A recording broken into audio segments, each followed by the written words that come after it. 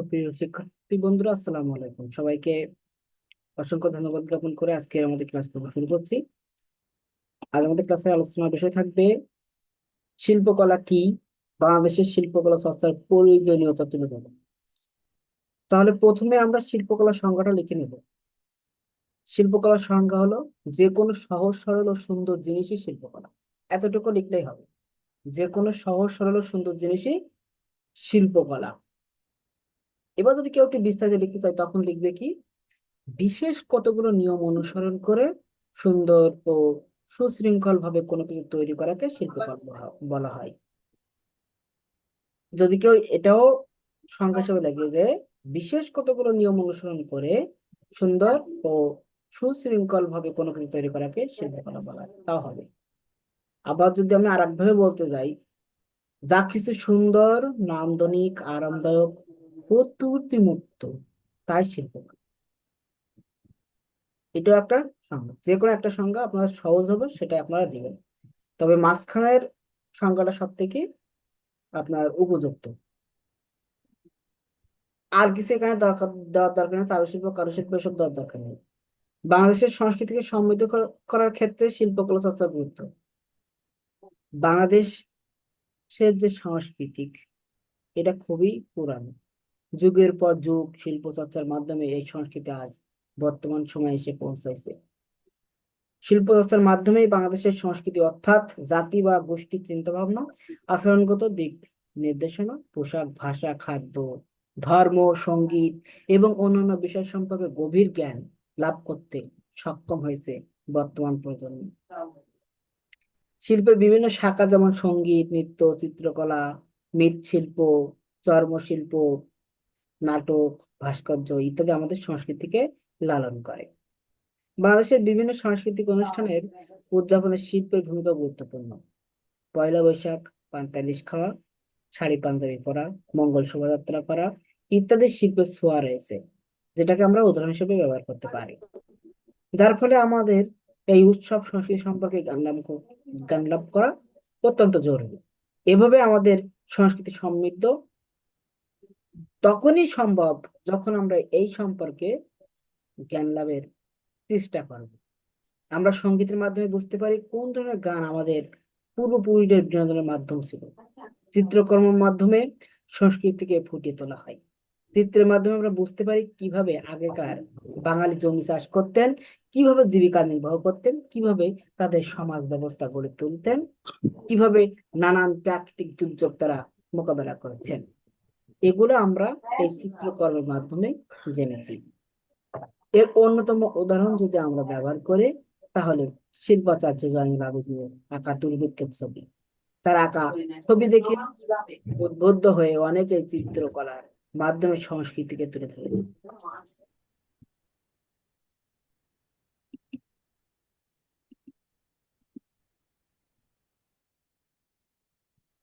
এই সংস্কৃতিকে বুকে লালন করা সম্ভব শুধুমাত্র শিল্প চর্চার মাধ্যমে। এছাড়া মাটির তৈরি হাড়ি, পাতিল, খেলনা ইত্যাদি তৈরির সংস্কৃতি এখনো বেঁচে আছে মৃৎশিল্প চর্চার মাধ্যমে, যা আমাদের সংস্কৃতির অনন্য পরিচয় বহন করে। আমাদের সমাজ জীবনের বিভিন্ন ক্ষেত্রে শিল্পকলার অসীম গুরুত্ব রয়েছে। সমাজের বিভিন্ন কর্মক্ষেত্রে চিত্রশিল্পী ও কারুশিল্পীরা গুরুত্বপূর্ণ ভূমিকা পালন করেছেন।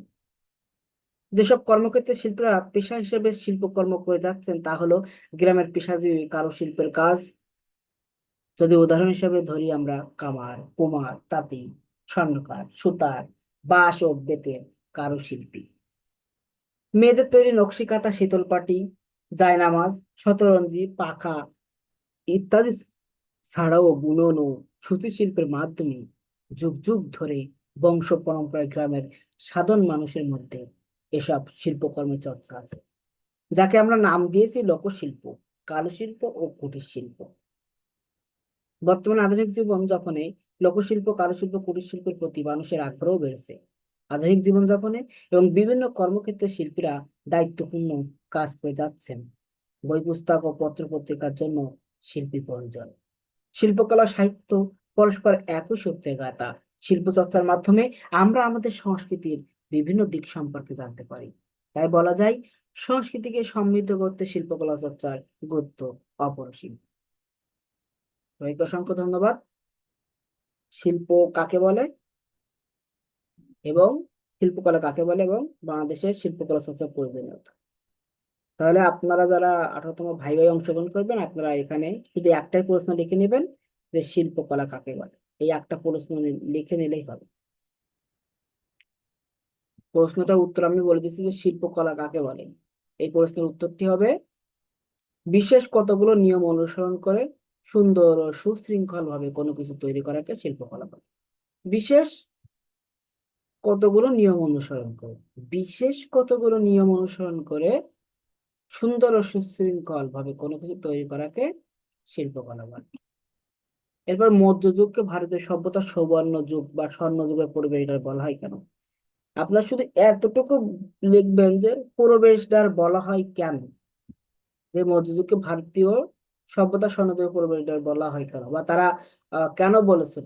সেই সময় যারা গণ্যমান্য ব্যক্তি ছিল বা যারা পণ্ডিত ছিল তারা কেন বলছিল যে স্বর্ণ যুগের পরিবেশদ্বার এই মধ্যযুগকে।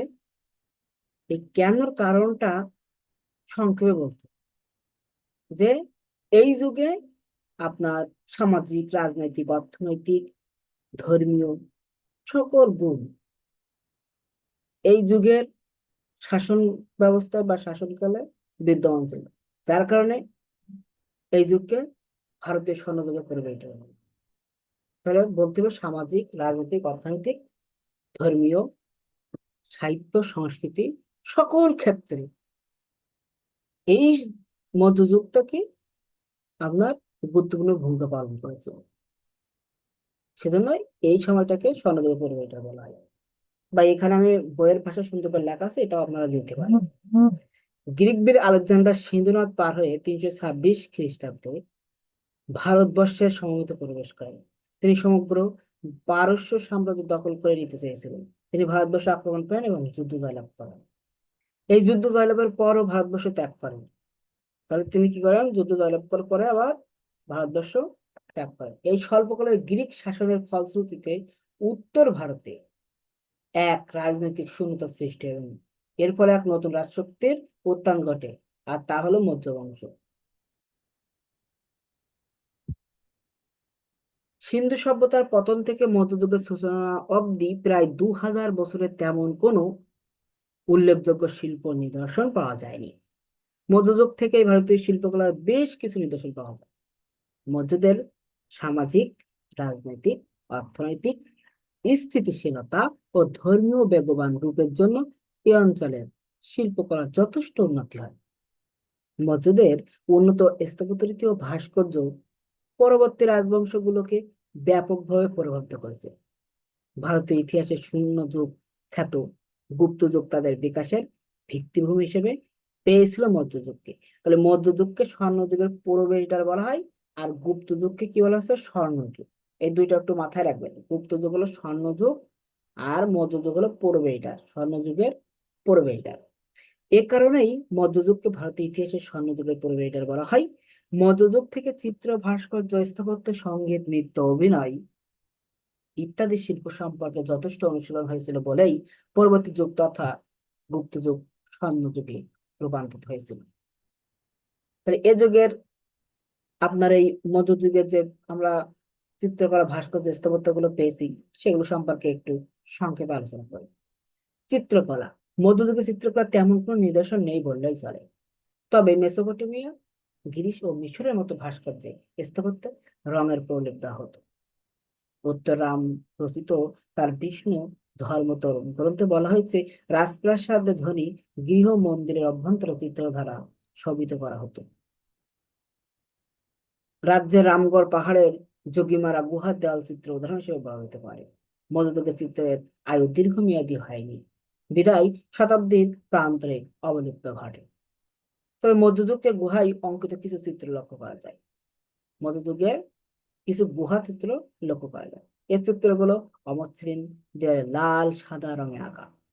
অমিত কুমার হালদারের মতে এগুলোর মধ্যে উপকৃষ্ট মহিলা গায়ক, বাদক, শ্রোতা চিত্রখানি শ্রেষ্ঠ, তবে অজন্তার তুলনায় অনেক বেশি নিম্নমানের। তবে এগুলো ছিল কি অজন্তার তুলনায় নিম্নমানের ছিল। অন্য চিত্রে হাতি, মানুষ, মকরকে চিত্রিত করা হয়েছে। অপর একটি চিত্রে গাছের নিচে উপবিষ্ট কিছু লোককে চিত্রিত করা হয়েছে, যার গাছপাতা লাল রঙে আঁকা। মধ্যযুগের বেশিরভাগ ভাস্কর্য পাথরের তৈরি ছিল। ভাস্কর্য সম্পর্কে একটু আলোচনা করছি।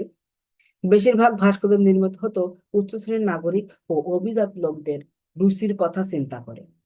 এ সময় কালের দুই ধরনের, মানে এই সময়কার যে ভাস্কর্যগুলো ছিল সেগুলোকে আমরা দুইটা ভাবে ভাগ করতে পারি। তাই বলা হয়েছে এই সময়কালের ভাস্কর্য ছিল দুই ধরনের।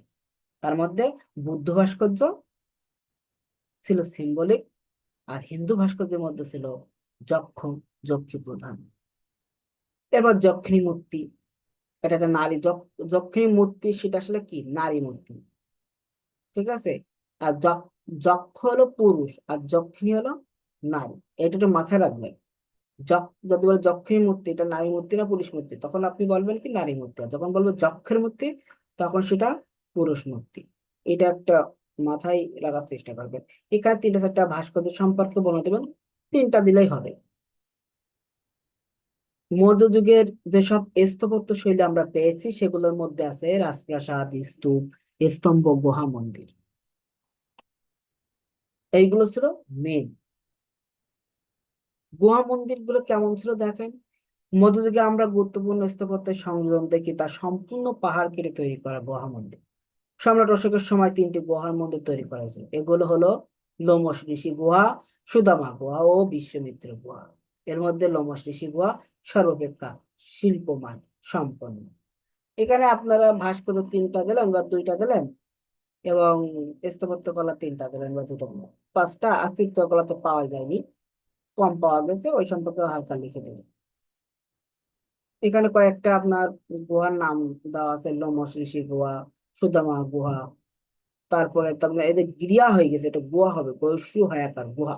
তো মৌর্য শিল্পের গড়ন অভিব্যক্তি এ সম্পর্কে একটু নিজের একটু একবার রিডিং পড়লে আপনার মনে থাকবে। সম্রাট অশোকের প্রস্থের প্রতি আগ্রহের পেছনে অক্ষয় কীর্তি স্থাপনের আকাঙ্ক্ষা প্রধান হিসেবে ধরা হয়।